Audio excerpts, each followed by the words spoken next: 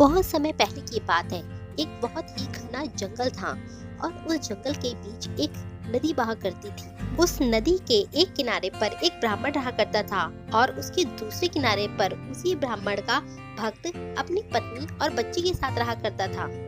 वह भक्त अपने गुरु को रोजाना नदी पार करके दूध देने के लिए जाया करता था, क्योंकि वह ब्राह्मण रोजाना दूध पीने के बाद ही अपनी तपस्या करने के लिए बैठ जाया करता था। वह ब्राह्मण पानी पर चलने की सिद्धि प्राप्त करना चाहता था। उसका सपना था कि वह एक दिन पानी पर चल सके। एक दिन उस ब्राह्मण के भक्त को नौकरी करने के लिए बाहर जाना पड़ा, इसलिए अब ब्राह्मण को दूध देने के लिए उस छोटी बच्ची को जाना पड़ता था। एक दिन बहुत ही घनघोर बादल छाए हुए थे। तब उस बच्ची की माँ ने उसको दूध दिया और कहा कि बेटा, आज ब्राह्मण जी को दूध दे देना और उनसे कह देना कि आज बहुत ही ज्यादा घनघोर बादल छाए हुए हैं, हो सकता है नदी में बाढ़ आ जाए, इसलिए मैं कल दूध देने के लिए ना आ सकूं।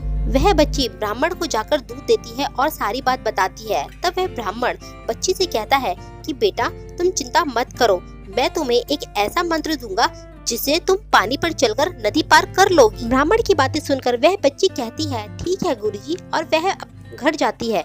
वहाँ जाकर वह अपनी माँ को सारी बात बताती है कि माँ, अब कोई परेशानी वाली बात नहीं है। बाबा जी ने मुझे एक ऐसा मंत्र दिया है जिससे बाढ़ आने पर भी मैं नदी पार कर सकूंगी।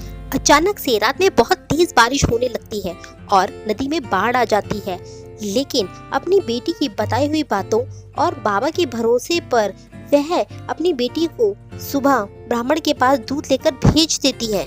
जब वह बच्ची नदी के पास पहुंचती है, तब बाबा के दिए हुए मंत्र को बोलना शुरू करती है और उसे बोलकर वह नदी पार कर लेती है। ब्राह्मण जब उस बच्ची को नदी पार करते हुए देखता है, तब वह हैरान रह जाता है। वह ब्राह्मण मन में सोचता है कि सच में मेरे मंत्र में इतनी ताकत है, मेरी बरसों की तपस्या सफल हो गई। वह बच्ची फिर से उस मंत्र का उच्चारण करती है और ब्राह्मण को दूध देकर वापस अपने घर चली जाती है। यह देखकर ब्राह्मण बहुत हैरान रह जाता है। ब्राह्मण ने सोचा, क्यों ना अब मैं भी इसी तरह नदी पार करके देखूं, लेकिन उसके मन में थोड़ा डर भी था।